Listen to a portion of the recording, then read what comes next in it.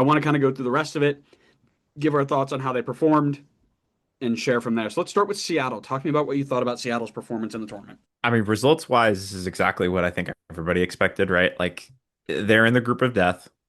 We didn't really expect them to be able to get any points. I think we both kind of figured if they were going to get a point, it would be against Botafogo. But even then, it was a unlikely chance. I do have to say though, I kind of expected them to get blown out in at least one of these games, and they kept it relatively close in all of them. So, yeah, I'm not going to say they overachieved what I expected for them because they still ended up with 0 points. But I certainly don't think they underachieved what I expected for them. So I think they came in, they held their own in most of these games. They kept it competitive-ish. So yeah, I mean, I think Seattle hopefully collected somewhat of a check from being here and can now go back to focusing on the regular season. So kind of par the course, I guess, if I had to put a label on it.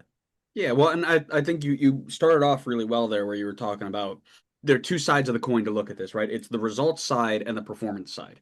Results, I think, yeah, nobody expected them to, get a result out of this. If anything, they might have gotten a point. But on the other side, it's how do they perform in those moments, right? And when they entered the group, I'm pretty sure we sat down and we said, as long as you don't go 7-0 against PSG, you're chilling. And quite frankly, they did a heck of a lot better than a lot of other teams. They only made, their first two matches, we talked about it a little bit, where you were close to Botafogo. You might have even outplayed Botafogo, and then you kept it respectable against Atletico Madrid. And we're like, okay, here comes PSG.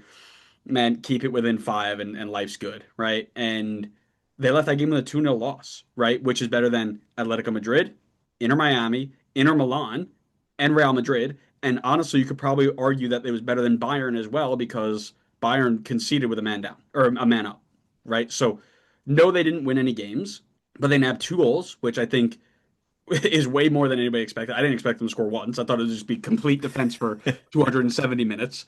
So they nabbed 2 goals, and a big confidence boost as well, right? You mentioned going back into the regular season. They leave the tournament with just about $10 million for their participation and not getting a single result. It's not the worst thing in the world, but I want to highlight this because we have all these people, shockingly, the anti-MLS crowd on Twitter who are like, oh my gosh, MLS is so soft because they're losing games and thinking that it's a life is good, right? Real clubs never accept losing games. And it's like everybody in MLS circles saw this group and was like, we're going to get set back 15 years because this group is going to walk all over us, and specifically the Sounders, right? They're going to walk all over the Sounders, and people are just going to point and say, "Look at what happens when real clubs play MLS: 5-0, 6-0. It doesn't matter, regardless of what happened in the regular European Champions League, where it was 5-0 and an absolute dog walk. That would be the only focus. So the fact that we got out of this, and we spoke about this a little bit, the Clash of Clubs as well, where what it's telling us is that no, we are not at the level of the top European clubs. We knew that, but this reinforces that. But it also reinforces the fact that they can't just walk on the field and take us for a walk, drop four on us, and go away for the most part, right? You're always going to have your time. We're going to talk about Miami a little bit where that did happen to them, but it's not a consistent result, right? Where we thought it was going to be 7-0 for Seattle. Miami was going to go, and Miami actually did end up getting 4-0, 5-0. It should have been 8, right?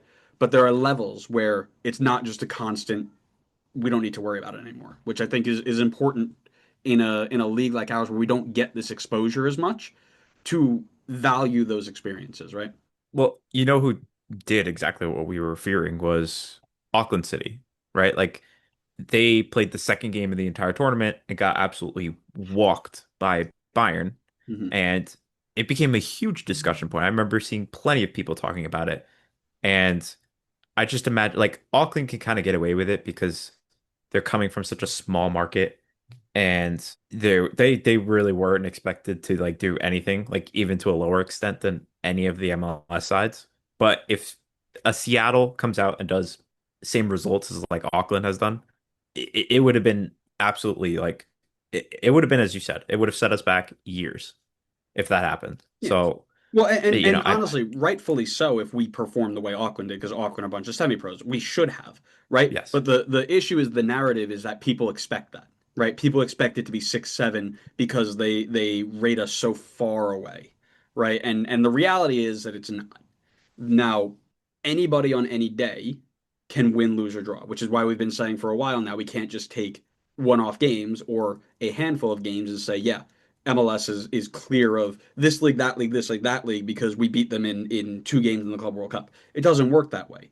But as an overall blanket of what we're looking at, it is a step in the right direction that we were competitive enough with the salary cap demands that, and we're going to talk about this in a little bit, with the salary cap demands that we have preventing us from spending on the level of these teams that we're playing. I don't want to say it's impressive, but it allows us to see, okay, we can compete. Now we can take a step forward and really make some changes here. So we'll talk about that a little bit later, but it's not a we're celebrating losing only by 2 goals, but we're accepting the idea that hey, it could have been a lot worse, and this is a good sign that we're closer than we thought we were. Yeah, but at the same time too, like I don't think it should we should get to a level of like complacency. Like I think, No.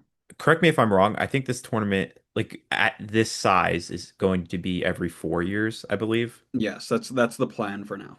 Right. So like let's say the same scenario rolls around again in 4 years and we see like a Seattle in a similar type of group with like Botafogo, Atletico Madrid, PSG. In 4 years from now, I would like to not necessarily be in a situation where I'm like, okay, Seattle should be getting out of that group, but I want to see them be more competitive, start to maybe take points here or there in the group. So not necessarily being like, oh, we're just competitive even though we got no points and like be happy with that, but to like see progress. Like I think this was a good measuring stick for where we are right now.